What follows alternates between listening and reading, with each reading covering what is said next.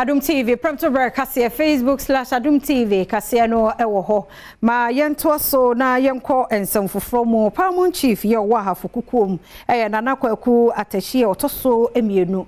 Nana se yawde woni mu ewo mabunu enne wonfa wo ho enhyekua mu nti no ode to nana no nyina anim ne wo so won mo ye sebe ye a kua emabunu so ani beje ho no woni won ni ho nkomo. Woni Adom TV Kasee eto so.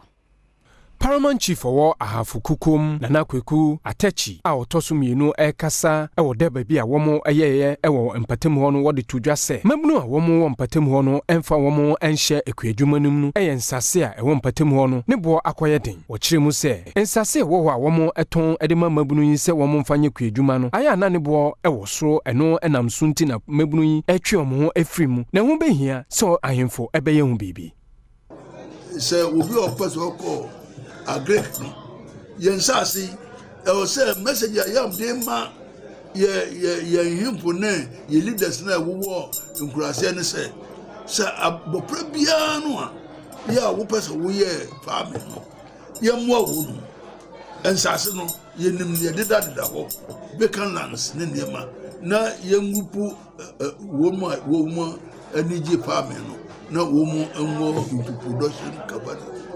Nana Kwaku atechi otoso mienu esan nsem foforo se ene tudwa omo hu ni e wo se wo mu ya ne bibia no ye nim ni aye wo mu yo eno ya de a papa ye eno na di tronsi ene bi nyama no pi eba se omopra no eba no wo mu anyanyuma anyo wo mu boku school ayenko school o mampanyina da Roma.